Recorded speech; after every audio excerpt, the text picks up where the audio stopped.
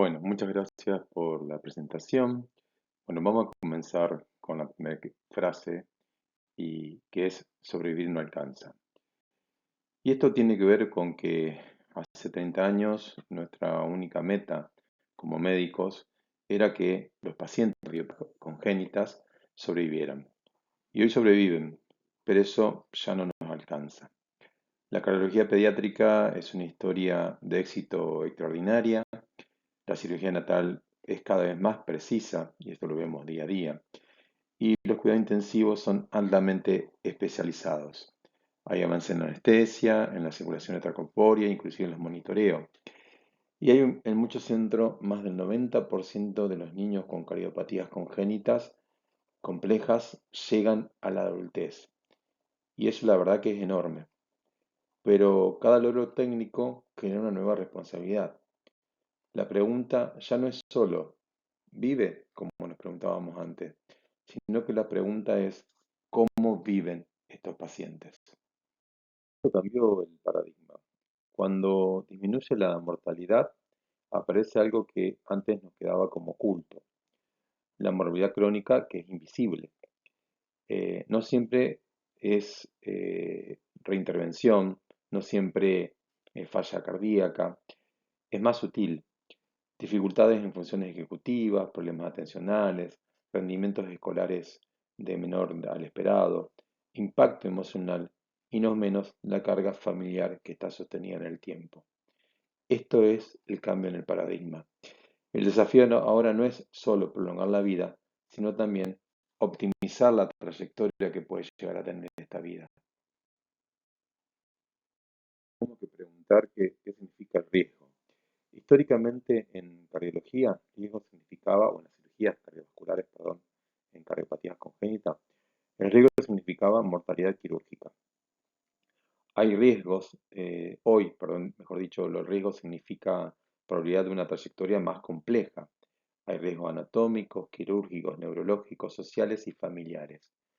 La evidencia actual nos muestra que las secuelas que pueden llegar a tener a largo plazo dependen de varias variables o múltiples variables que son de tipo acumulativa. No solo la cardiopatía, sino que también interviene el contexto. Y si entendemos eso, la estratificación debe expandirse. Sabemos que ciertos perfiles van a tener mayor probabilidad de alteración del desarrollo. En esto vamos a tener, por ejemplo, las cardiopatías congénitas complejas, como las univentriculares, la transposición de grandes vasos, la cirugía neonatal precoz, el bypass prolongado, la prematurez o las comorbilidades genéticas. Pero no todos los niños tienen el mismo riesgo en el deterioro funcional. Si nos ponemos a pensarlo, pues empezamos a evaluar. Entonces la pregunta clave que todos nos tenemos que hacer es, ¿estamos usando esta información solo para estimar supervivencia o también para anticipar necesidades de desarrollo?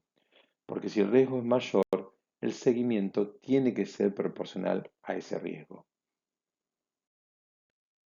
Y hay acá algo interesante, tenemos que pensar, en cierta manera, que la cardiopatía congénita no es solamente una enfermedad del corazón, no es una enfermedad estructural del corazón. Es una condición que va a impactar en otros órganos y entre ellos el cerebro desde la etapa fetal. El flujo cerebral va a estar alterado intrauterinamente. La hipoxia va a ser leve pero crónica. La inflamación va a ser sistemática. Y la circulación extracorpórea en momentos críticos del neurodesarrollo también va a afectar este desarrollo normal del que estamos hablando. Y el resultado muchas veces no es discapacidad severa, va a ser algo más frecuente y más complejo. Por ejemplo, alteración en las funciones ejecutivas, velocidad de procedimiento reducido, dificultades atencionales, niños con coeficientes integrales normales, pero con bajo rendimiento escolar. Eso no lo detecta un ecocardiograma, pero define el futuro académico y laboral de nuestro niño. Y cuando evaluamos calidad de vida con distintos tipos de herramientas, vemos que estos chicos van a tener menor desempeño en distintos dominios, como el escolar, el emocional o el social. Y obviamente que va a haber un impacto familiar, y ese impacto no es solo biológico, también es funcional, es integración, es autonomía. Y además hay un impacto, como ya dijimos anteriormente, familiar que es bien significativo. La enfermedad se vive en el sistema familiar, es compleja y sobrevivir no equivale a vivir bien. Sabemos todo esto, tenemos que tener en cuenta que el control, cardiológico aislado no es suficiente. Necesitamos un seguimiento estructurado de estos pacientes. Y este seguimiento también tiene que ser multidisciplinario y protocolizado. Cardiología va a estar para la función. Va a haber también especialistas en el neurodesarrollo para ver el rendimiento.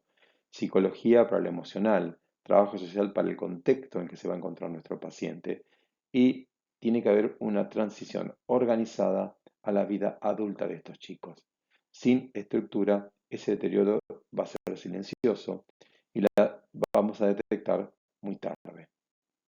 Modelos que demuestran que este enfoque es posible. Programas longitudinales centrados en la familia, evaluaciones periódicas estandarizadas, detección precoz de secuelas cognitivas y conductales.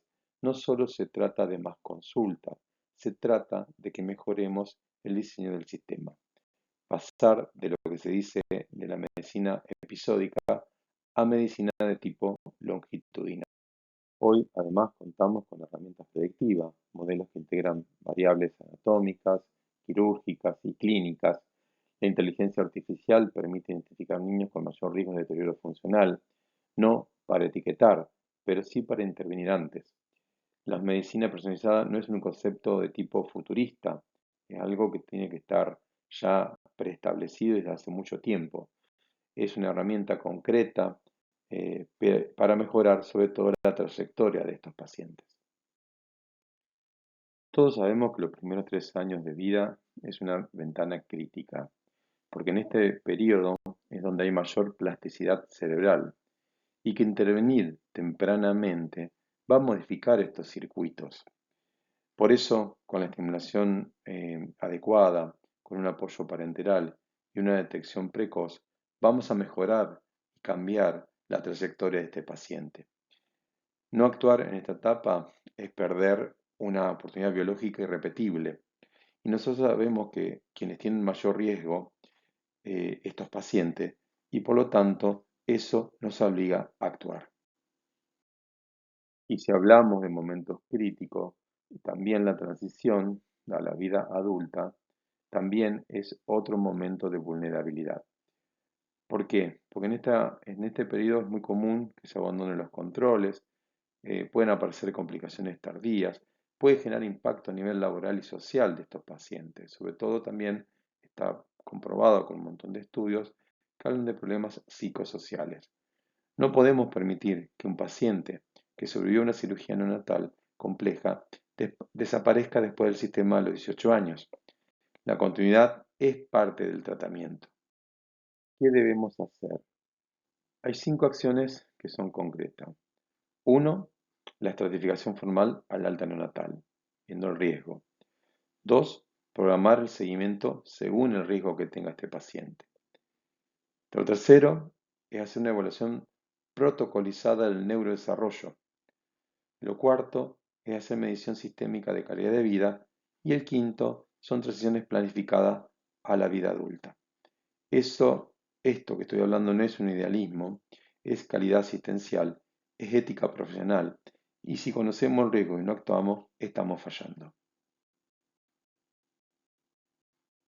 Al final, me parece que tenemos que pensar, como comenzamos esta charla, que sobrevivir no alcanza. Ojalá haya logrado el objetivo en ustedes de esto, ¿no? Tenemos que garantizar el desarrollo, la autonomía y la calidad de vida. Sobre todo pensar en la integración de estos pacientes a una vida social que sea de tipo también y económica productiva. Recordemos que la cirugía salva vidas y el seguimiento salva futuros. Les dejo acá la biografía sugerida donde saqué toda esta información. Me pareció unos artículos bastante interesantes como para leer. Y muchas gracias por su atención.